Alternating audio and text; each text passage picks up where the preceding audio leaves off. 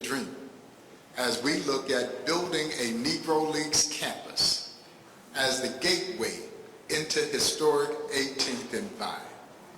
And I can't help but believe, Congressman, that our friend Buck O'Neill is somewhere in that great somewhere, smiling, looking down on all of us as this next phase of growth begins for his organization. We are now moving from the stage of being a great attraction, and we're proud that we are one of the city's iconic attractions, moving now to becoming an institution that not only documents and substantiates this amazing piece of baseball and American history, but also fortifying our position as one of this nation's greatest social justice, civil rights institutions.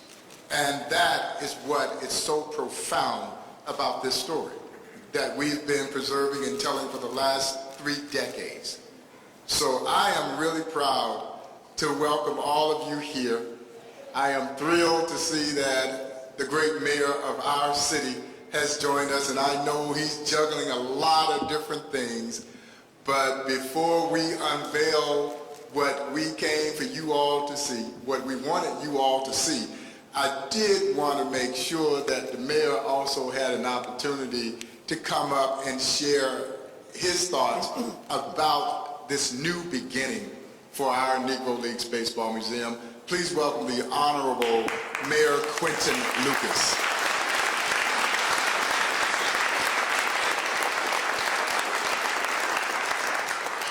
Good morning. How are you all doing today?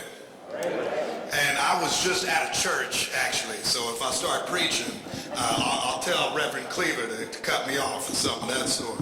I have a lot of positive feelings today, but I'm going to start with a little bit of a story. Not a long one, just a short little story. Sometimes in positions like the ones that Reverend Cleaver serves in, Mr. White and others, we have a chance to visit school communities all around our region. And I visited a school in the Northland of Kansas City, in the Liberty School District. And I happened to read Buck O'Neill's book. And my favorite thing in this classroom of probably 100 or so, predominantly white students, we got to sing Buck's song. And so I'm gonna make y'all sing right now, just to make sure you're paying attention. And y'all know it, y'all know it. The greatest thing in all my life is loving you. We'll do it again. And I'm not as good as Buck, but let's go again. The greatest thing in all my life is loving you. All right, now see, I see some of y'all who didn't sing, so I'm gonna come get y'all later. When we think about Buck, when we think of the Negro Leagues Baseball Museum, we think of the stories of this community, the positivity that so many people helped exhibit through times that were a challenge, and frankly, the stories that we need to continue to share to children from this region, from around the country, and around the world. I had a good fortune, thanks to people like former Mayor Cleaver and others who invested in this region. I had the opportunity to live in this area for 12 and a half years, bumping into Bob all the time, just walking through the neighborhood. And the Negro Leagues Baseball Museum campus will continue to share that spirit for people who are both inside the museum, but who are just experiencing it and walking by. This is transformative for Kansas City. When people talk about what is the brand of Kansas City, sometimes people wonder what that's all about. There is no better brand that we export than the Negro Leagues Baseball Museum, the great players, the great stories that we have here. I thank our outstanding partners at the Negro League Baseball Museum, Bank of America.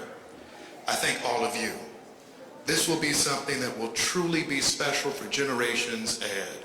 And so, Bob, thank you for carrying this great spirit forward. To everyone on the dais, thank you for your investments, your time, and your exceptional stories about the Negro Leagues Baseball Museum. And more than anything, thank you for loving us, this community, the children from this community, and the generations ahead that will know the great stories of the Negro Leagues and the great stories told at the Negro Leagues Baseball Museum. Thank you so much. Keep spreading cheer, and let's have a wonderful recognition today.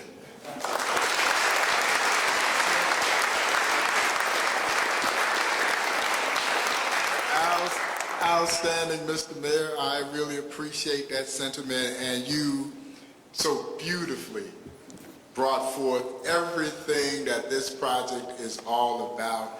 So, Adam, Kevin, if you guys would go ahead and unveil what this new Negro Leagues campus is going to look like before I bring up someone who is indeed very special. Ladies and gentlemen, this is the first glimpse. No, that's the next one.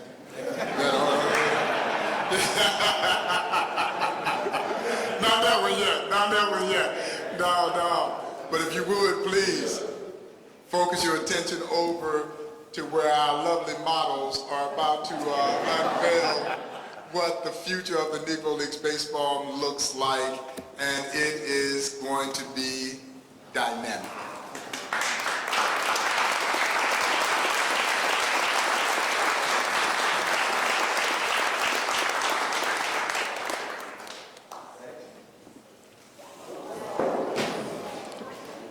Well, they don't get paid model wages, so.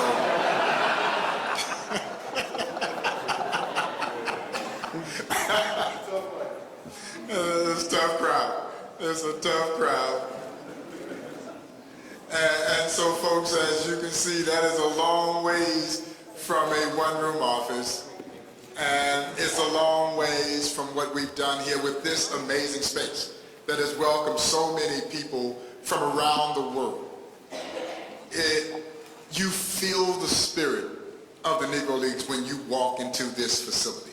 You can feel it. You can feel the spirit of Buck O'Neil. And you can feel all of those who helped shape this story. Because the thing that I remind people all the time, this was not a woe is mine kind of story. These athletes never cried about the social injustice. Oh no, they went out and did something about it. You won't let me play with you, then I'll just create a league of my own. And that is the American way. So as we continue our work, and I look at these amazing young people who are standing there over the wall, enjoying and soaking in and taking in this historic day, and thank you all for being here, because the motivation for us to do what we're doing is anchored in our young people who will have the ultimate job and the task of guiding us to where we need to go in the future as we continue to try and improve race relations in this country.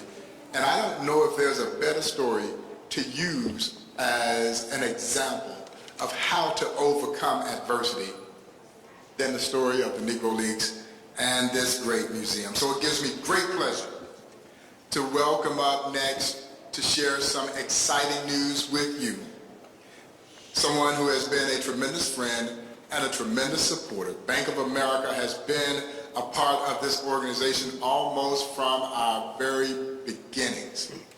And they have continued to really exemplify their belief in this organization, their embracing of what this history represents, both on and off the field. And so it gives me great pleasure to welcome the president of Bank of America, Kansas City, Mr. Matt Linsky.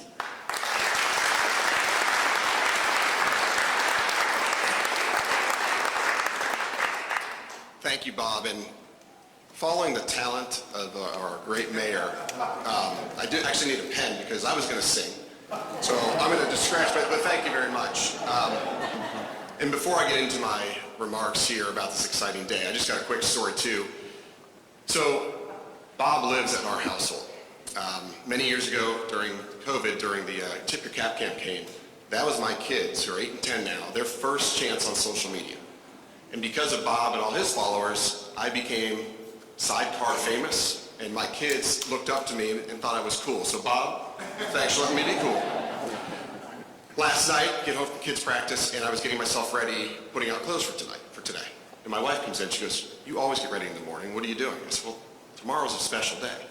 She goes, "Oh, well, tell me what it is." And I said, "Well, I can't, but I'm speaking at an event, and I'll be with Bob Kendrick." She goes, "Well, honey, just go pick out a white shirt and I'll get you a tie, because no matter how well you dress, you cannot top that."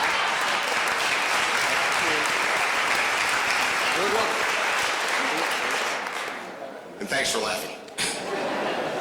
Bank of America's relationship with the 18th and Vine dates back to the 80s when our company's leaders served on the original 18th and Vine Authority Board that established this area today. The neighborhood has always been important to us, and we are proud of Bank of America's long-standing support of the Negro Leagues Museum. This partnership has helped fund many exhibitions, including Discovering Greatness, which traveled to historically black colleges and university campuses to connect with young African Americans, to help them understand part of their heritage that they may have never known. Those exhibits traveled to the very campuses that several Negro Leagues players were educated at as they grew up. In 2019, the museum was selected for our Neighborhood Builder Award.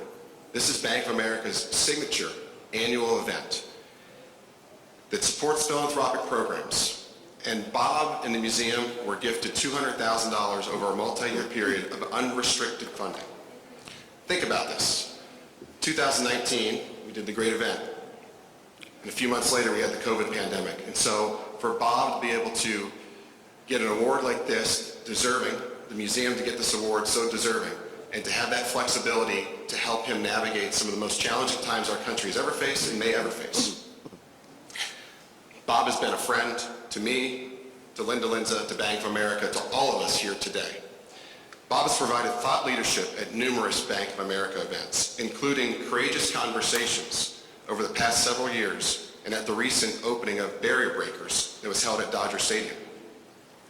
I can't think about a more telling time than June of 2020, when our society was going through some of the most horrific moments of our lifetimes.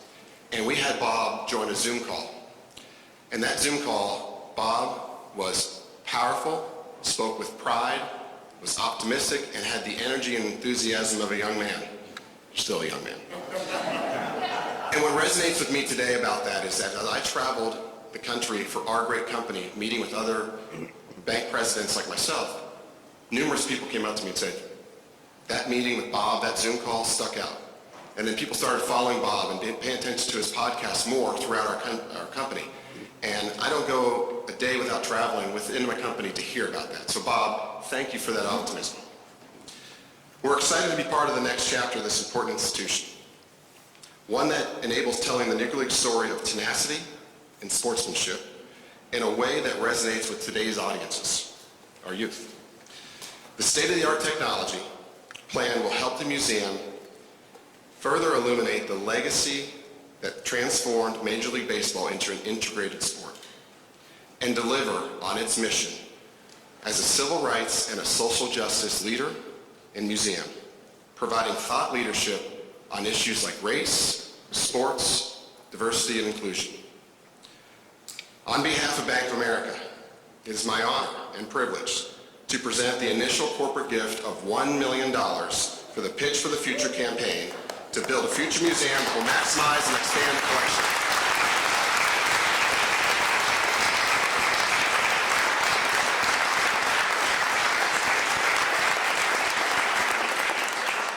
This gift will help ensure the stories of the Negro Leagues players are preserved and their example used to promote understanding and racial tolerance for our youth for years and years to come.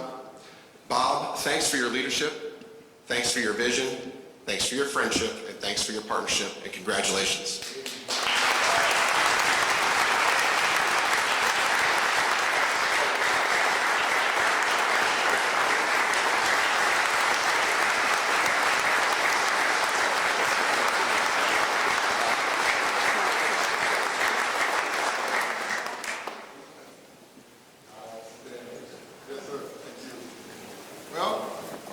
That's one of about 25 more million that we won't have to get. But hey, you can't get to 25 without one. And I could not be more pleased with the continued support of Bank of America. As Matt has mentioned, this partnership and the value that we feel that is so important in this relationship that we've had with B of A for quite some time, and we're excited that Bank of America will be a part of this exciting next step for this great museum. And Congressman, you have my word that when we get this new Negro Leagues Museum built, I'm going to pay you that dollar for every year that we owe you for being in this space that you said we haven't paid yet.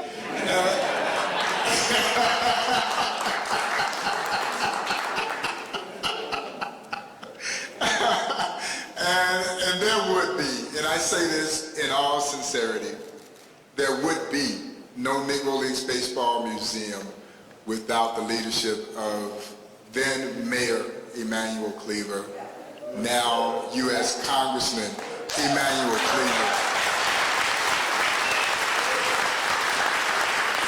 And this vision that he had for 18th and Vine is something that we knew we needed to be a part of. And Buck O'Neil remained steadfast all the way until the day that that 94-year-old body just ran out of gas, that this was the place for his museum to be.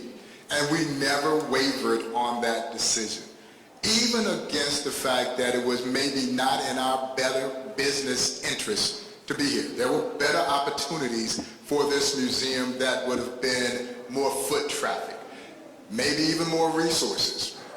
But I don't believe that 18th and Vine would be what it is today had this museum turned its back on it. We had a historical, we had a social, and we had a civic responsibility to build this museum right where it is at historic 18th and Vine. And that is still the spirit that we carry. We are firmly committed to everything that you see, the energy that is swirling around the historic 18th and Vine Jazz District.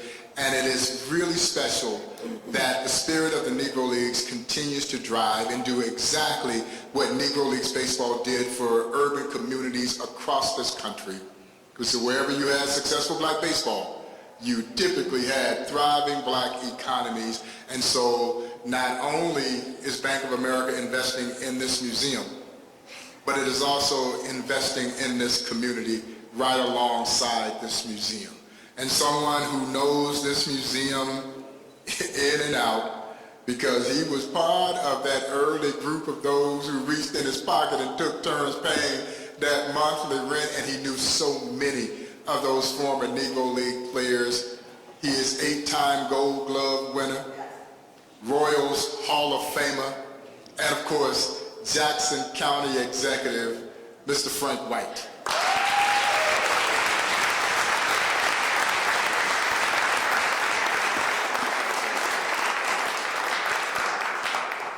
Good morning, everybody. I'm not going to take a long time. I know that I'm glad we had one speaker in between the mayor and the congressman is not speaking, so that makes me feel good too. So those guys are hard to follow. So I'm just happy I'm here right now. But Bob was talking about it's 1990, and we did meet across the street, and we met with some of the former Negro League players. It was Buck O'Neil, Connie Johnson, Ulysses Holloman, Slick Surratt, Woody Smallwood, Jess Williams, and some other community leaders who are really interested in getting this museum going. The first director, Don Motley, was there. So we did talk about this museum. This was a dream of all the Negro League players. This is what Buck O'Neil, this is what they wanted to see. And we're sitting here today in that first dream.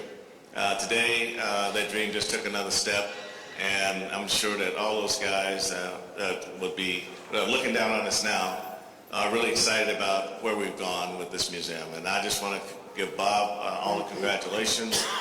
He's done an outstanding job of marketing, promoting, fundraising, the board, the staff of the museum that have worked tirelessly to put on different events, all of the investors in this museum, and today $1 million from Bank of America. That's what Bob does. So when I was invited here today for a big announcement, I said Bob is getting a big check from someone. But I didn't realize that this is even bigger. So I'm just happy to be a part of it. I like the mayor. I have a strong tradition in this neighborhood. I grew up in this neighborhood and went to school here, but it'll take you too long to tell that story. But I just want to say I'm just proud to be here, proud to be a part of the museum, proud to know Bob, and I'm proud of the staff and the great things they've done for this area. and just can't wait to see the new building. I think it's going to be just tremendous, and dreams do come true, guys, and we're seeing it today, and we're just going to see this one through. Thank you so much.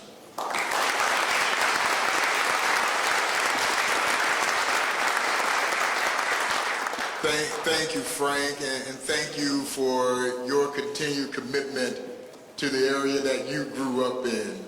And it means so much to have those who were around to understand what this museum was when it began and what it has become, and to embrace what it can be, because honestly, y'all, we feel like we've just scratched the surface in terms of what the impact that this great organization can have moving into the future. And I'll be remiss, I don't know if there are any gamers in the house, but some of you may know that the Negro Leagues are now in the video game MLB The Show. And as we start talking about the impact on these young people, that's where that impact is felt, because we're engaging with them where they are. You see, as an institution, we can't sit back idly and wait for young people to come to us. We have to go to them where they are, in the modes and mediums in which they get their information, so that we can get them to engage around history that hadn't happened in over 6 decades. Negro Leagues Baseball hadn't been played in over 60 years, yet the life lessons that stem from this story of triumph over adversity is just as significant today, maybe even more so than ever before, and they are gaining an interest and an understanding and an appreciation for diversity, equity, and inclusion through the use of a video game. And of course, I'm in a video game, so I've got a little coolness going as well, Matt. You know that now that I'm in a video game, everybody thinks I'm kind of cool now too. And so it's so exciting, but it's just an example of the forward thinking of this institution.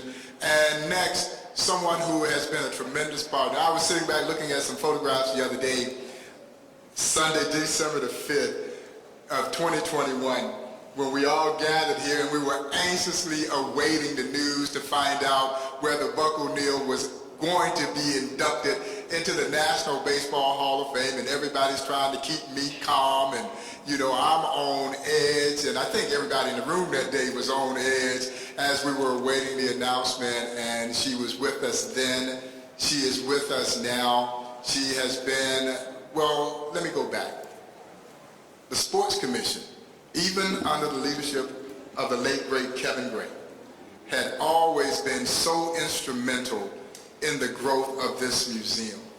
So it was almost a legacy moment when Kathy Nelson took over the reins for Kevin, and has continued that tremendous partnership that we've always had with the Sports Commission. She is a dear friend of mine, and I would want all of us to tip our caps to her for what she and her team and the scores of volunteers, the leadership of our mayor, and that this great city did in hosting that NFL draft, because Kansas City shined in a tremendous way.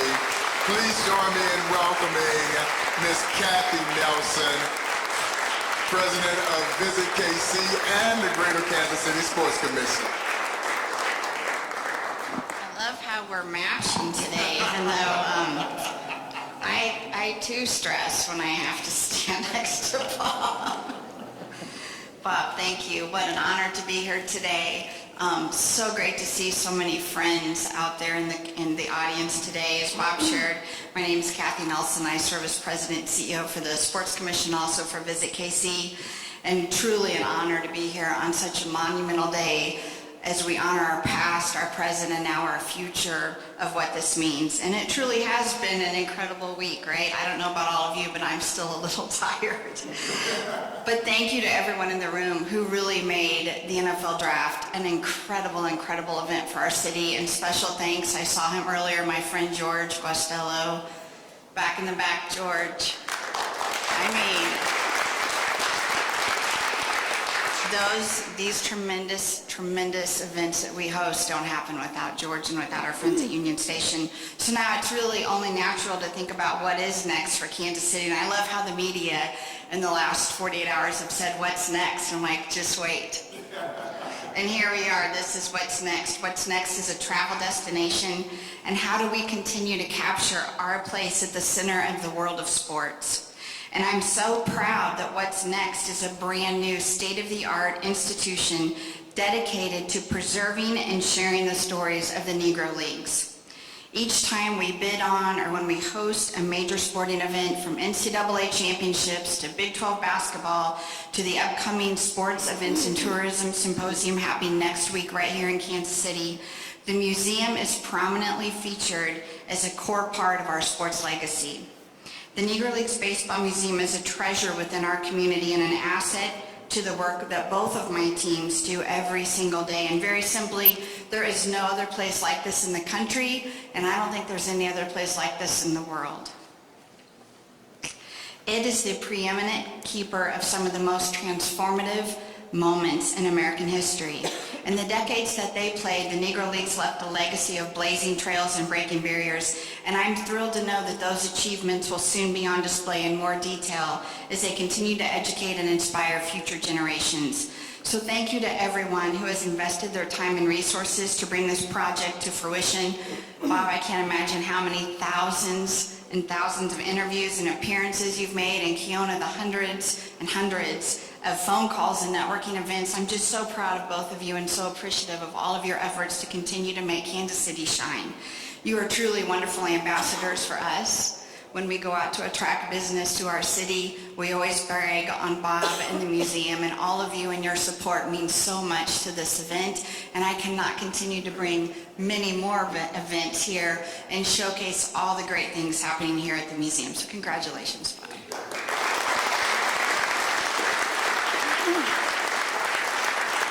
Thank you so much, Kathy. And so it is only fitting that on the 103rd anniversary of the very first game in Negro Leagues history, the Indianapolis ABCs versus the Chicago Giants. Now you'll see throughout most references that it's the Chicago American Giants, but it wasn't Rube Foster's Chicago American Giants. It was indeed the Chicago Giants.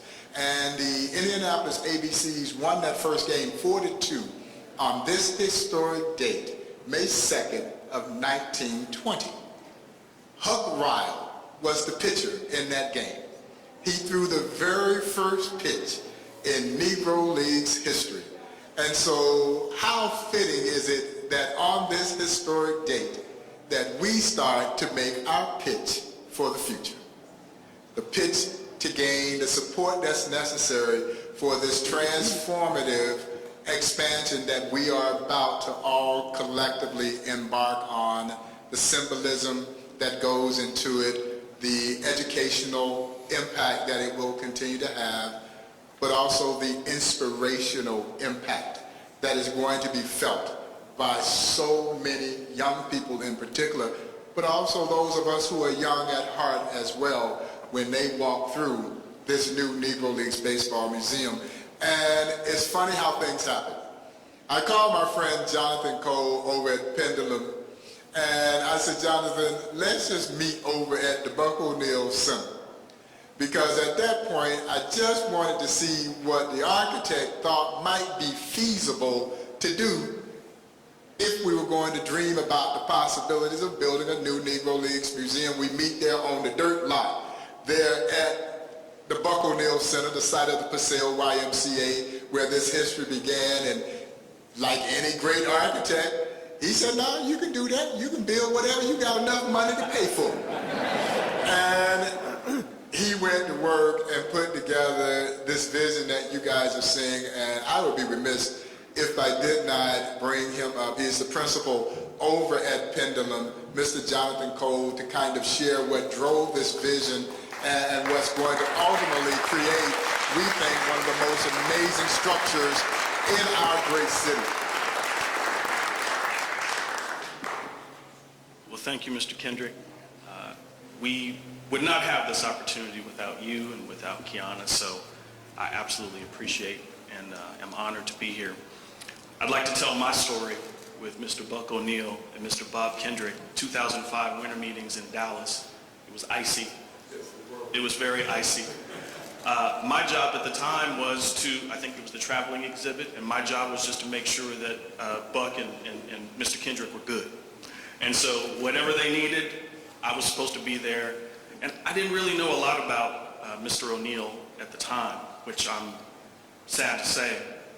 But if you ever see a room full of people and you see the crowd move like a school of fish, that was Buck's impact on the room. And I saw that again today with Mr. Kendrick in the room. When he moves through a room, people watch, people look, people listen. So it's an incredible honor for Pendulum. I mean, we design ballparks. That's what we do across the nation. To have the privilege and responsibility and be entrusted with that to design this facility, I think is incredible for us. It's very touching. My team, Bo Constant, John Ives, Teresa Cole, my wife, but also she controls the money. Dale Frommel, Cedric Lowe, Michaela Simpson, all of them have a hand in everything we do, so it's not just me.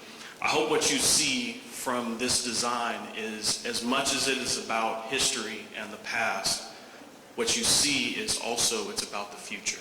And that's one thing that, I didn't know how Bob was going to feel about the design. When we showed it to him, he was like, man, that's cutting edge. And that's exactly what we wanted to show you today. And Bob also told me in a text, I sent the images to him in advance, and he was like, man, you don't have to put me up there. No, you have to be up there. So that very last image right next to Buck on that wall there, as deserved, Mr. Kendrick. Thank you.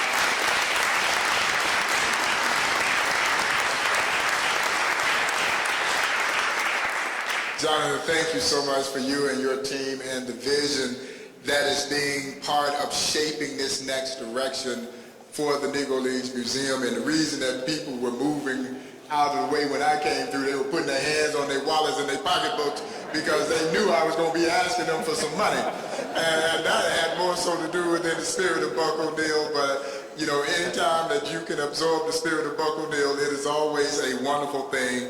And one of the reasons that it was so important for us to start thinking about the future of this museum, and it really hit home over the last 2 years, when our friends over at the Kansas City Royals made the entire month of February free for everyone who wanted to come and see this great museum.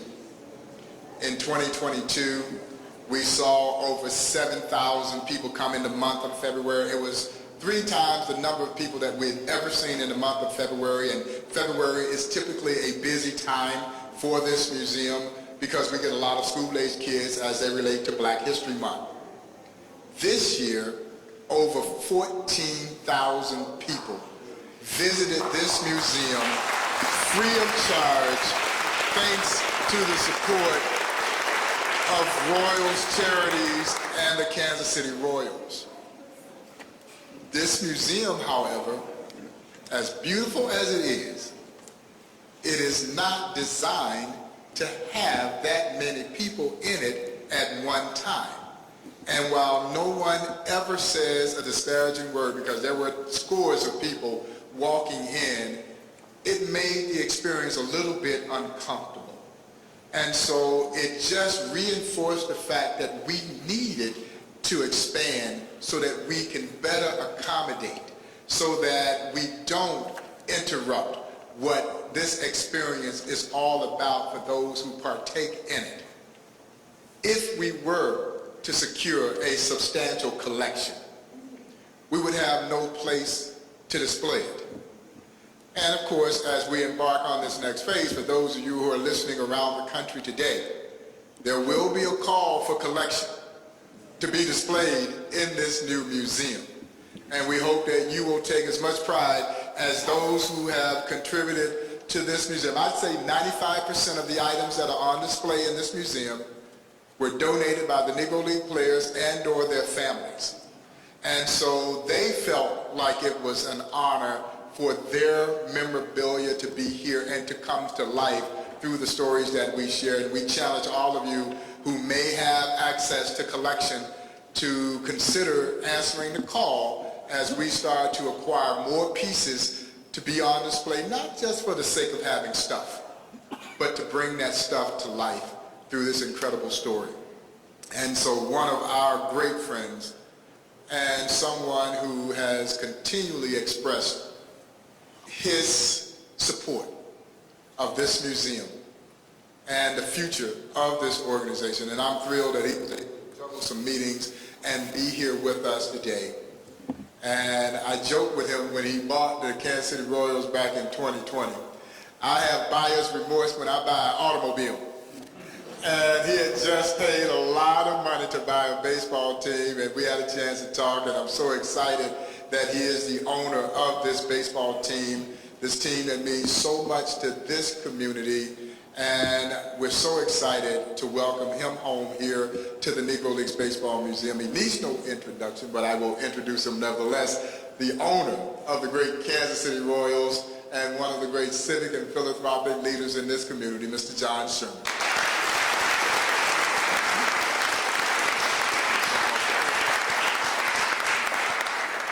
Thank you, Bob. And not only would I not, you said I juggled some meetings, not would I never say no to Bob Kendrick, but this is also one of my favorite, and Bob knows this is one of my favorite places in Kansas City, and really anywhere. I think of it, I think we're talking about technology today. I think of it along with some of our other great cultural institutions here in Kansas City. National World War I Museum, the Nelson Atkins Museum, the Kaufman Center for the Performing Arts. We have a great portfolio of cultural and historic, and this is one of them. And the story, by the way, Bank of America, thank you for your leadership. Thank you for stepping up and setting the pace for us here. Now, we even have a representative from New York. He told me he was the Yankees banker. I'm going to set that aside. And thank him for coming all the way from New York for this meeting. But this place, and Bob's talked about it a lot today. Major League Baseball has a complicated history with race, right? We probably have a scar that will never totally heal. And I love the way you describe it. You won't let us play in yours, we'll start our own, because that's what the story was about. It's about opportunity. But I think about, in fact, Frank White's always the symbol for me. I think about, I can't imagine Frank White not being a Royals All-Star, an 8-time Gold Glove winner, a World Series champion, because he wasn't allowed to play in that league despite his talent because of the color of his skin. And that's something, this is about opportunity, but I think it's something that Major League Baseball should never forget but this story goes way beyond baseball, as I've said many times to Bob. It transcends baseball. It's about race, it's about risk, and when I listen to the story, I've always thought the Negro Leagues were about entrepreneurship. The owners, the players, the businesses, the communities that sprung up around them were about creating opportunity. And in fact, and this story, the story of the museum, really going back to Buck, is a story of entrepreneurship, of taking risks because of and I'm sitting here today, Bob, I'm an entrepreneur, I've taken a lot of risks, but I usually raise more than 1/25th of the money I need before I have a press conference. So you are an entrepreneur, but also I think, no question, we'll get there. Thanks for having me here today. I appreciate the opportunity to be with all of you. Good luck and congratulations, and let us know how we can be helpful with the Kansas City Royals. Thank you.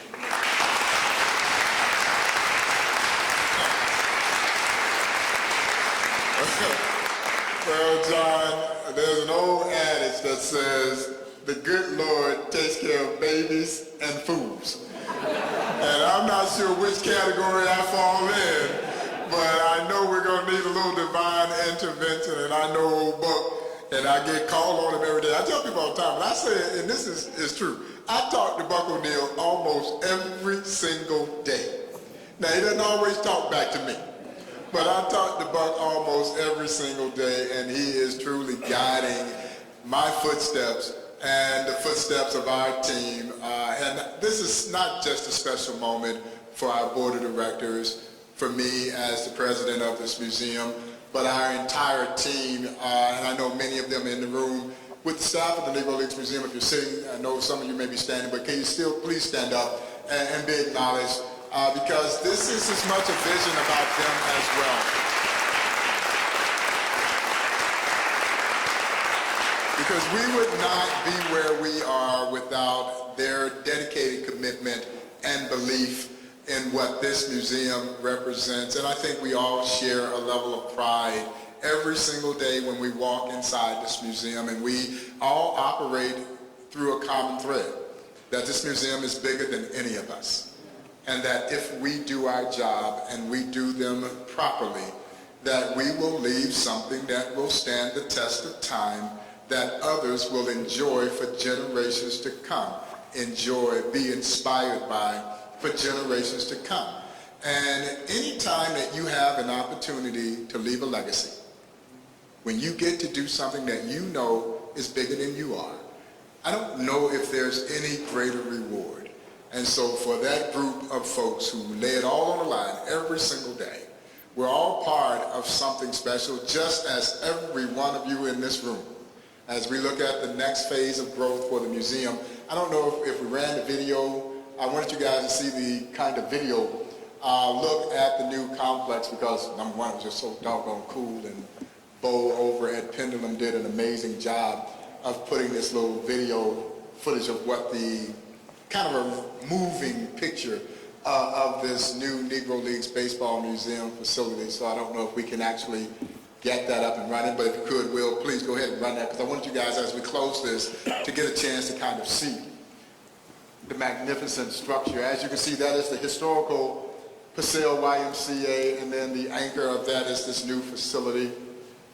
The streetscape look at this great museum with the ballpark that Mr. Gates had the idea to replicate the Field of Legends with that miniature baseball diamond, and I see kids out there playing shadow ball. Now, they don't know they're playing shadow ball, which was a pantomime routine where the players in the Negro Leagues were so skilled that they would actually start throwing the ball around the horn. But Brian, at some point, they would discard the ball, and the fans never knew they didn't actually have a ball. And you see the kids out there mimicking that same thing. And so this is such, as you can see, that rooftop event space that will overlook the skyline in Kansas City, I think is going to be one of the most sought after special places in this city. And I can't wait to have event after event after event in that space.